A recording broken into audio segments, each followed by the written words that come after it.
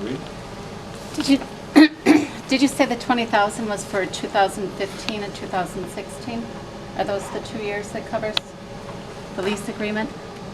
If they gave us 30,000, it would be for 15, 16, and 17. Okay. So, did you say they're out of money?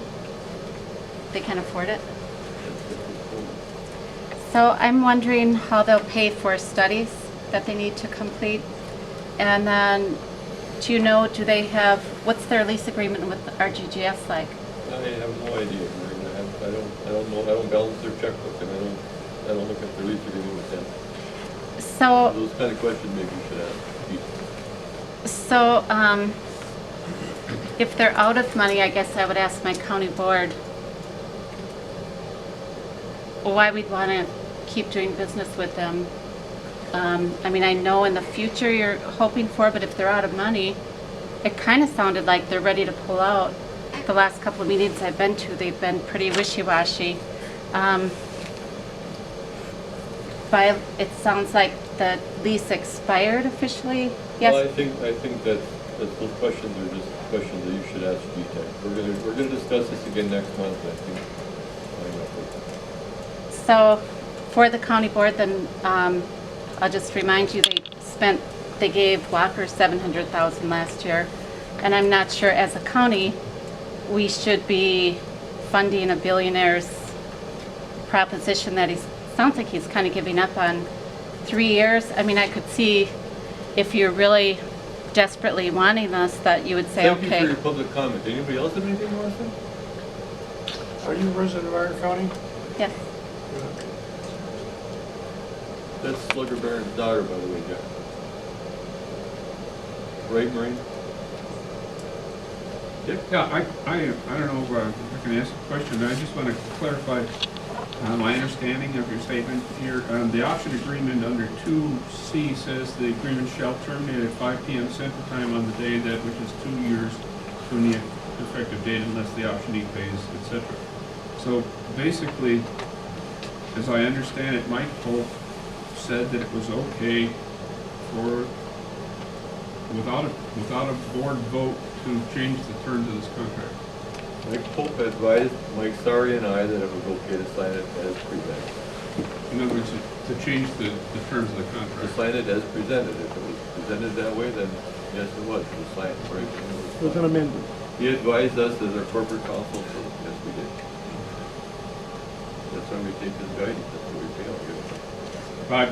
I say I was in business for 45 years, and I know that changing the terms of a contract can have some effects. So, it also has some opportunities. If the other side has to change the terms of a contract, we ought to look at parts that we want to change. I believe that's what we're going to talk about next month. Is it a Anybody else 1 month have a extension, comment? Joe? Is it a 1 month extension? Does the county still have the right to refuse to renew it, in your understanding? I don't understand what you signed, I guess. We signed, according to Michael Pope, we signed the extension for the contract, a 3-year period. The payment would be due next year instead of yesterday. And you were told you could do that without the board's ratification? Yes, I was told that I could. But if I wasn't told that, Tony, Okay. I would have never signed it. Well, I don't think you had that power. I would tell that to the rest of the board, but I'm not gonna argue with Mike's proposal with this. I know the first lease agreement wasn't signed by anybody else on the board. It was already signed before anybody seen it. The board approved it though, the board ratified it. After it was signed. Yeah, the board has to ratify it. Nobody else has the authority to modify that contract except the full county board. And here's your chance to modify that lease. It's a bad lease. You know, I'm not saying you shouldn't get some money, but you need a better lease. That's your bargaining chip. You're spending $130,000 on legal fees that you won't even have to spend if you can get a better lease here, because this lease is what brings GTAC to the table. Thank you. Thank you for your comment. Anyone else? Yes, sir. Brett Deutscher, 12 Oak Street, Curly, Wisconsin. You made comments to Chris Klein's Adventures in Nova Scotia, and that's called the Duncan Pit Mine. It's under a LLC called Cameron Galleries. there was a major and a minor partner. He's acquired both of those partners. The minor partner got significant money, I believe it was $500 million up front, and then a certain percentage per ton, 4% per ton. I feel like this county board is looking at this issue completely wrong.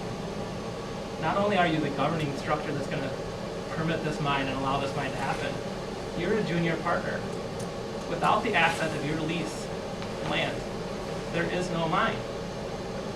You have the opportunity to negotiate with Chris Klein and GTAC and demand a royalty, demand $1 million payment up front or more. This is your one shot. And so when you say, you asked Mike Pope, I want to know, did you ask Chris Jacobs?